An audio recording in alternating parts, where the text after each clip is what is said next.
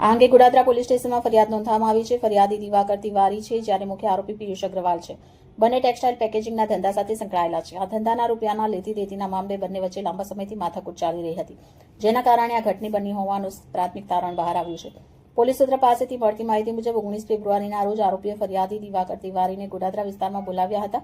ત્યાં પિયુષ અગ્રવાલ અને તેના 6-7 સાથીઓએ તેમની સાથે મારપીટ કરી સ્કોર્પિયો કારમાં જબરજસ્તી બેસાડી લીધા હતા. બાદમાં તેઓ તેમને અન્ય સ્થળે લઈ ગયા હતા. અપહરણની ઘટના બનતા ફરિયાદીના પરિવારજનોએ તાત્કાલિક ગોડાદરા પોલીસ સ્ટેશનમાં જાણ કરી હતી. સૂચના મળતા જ પોલીસ ટીમ ઘટના સ્થળે દોડી ગઈ હતી.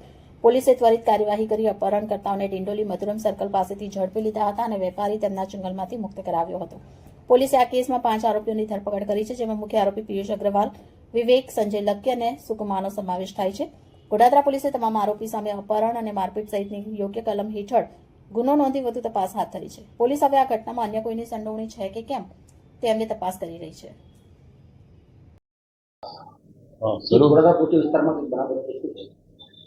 ગોડાદરા પોલીસ સ્ટેશનમાં શ્યામ સૃષ્ટિનગર પાસેથી એક દિવાકર તિવારી જે ફરિયાદી છે, એનું 4 થી 5 માણસોએ સ્કોર્પિયોમાં લઈ જઈને અપહરણ કરેલાની હકીકત પોલીસને જાણવા મળેલ.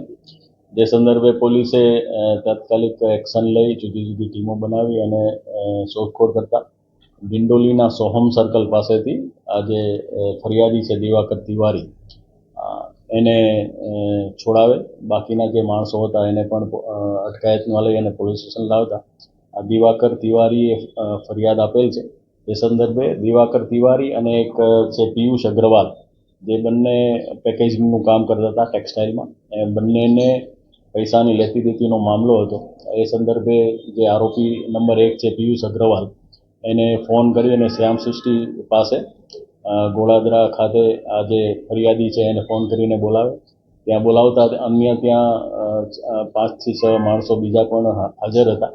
એટલે એ લોકોએ એની સાથે મારામારી કરી અને એને સ્કોર્પિયોમાં બેસાડી અને ત્યાંથી લઈ ગઈ અને પોલીસે એને અટકાયત કરી અને તમામને અત્યારે સેલના સળિયા પાછળ નાખેલ છે અને આ સંદર્ભે વધારે તપાસ ગોડાદરા પોલીસ સ્ટેશન કરી રહી છે.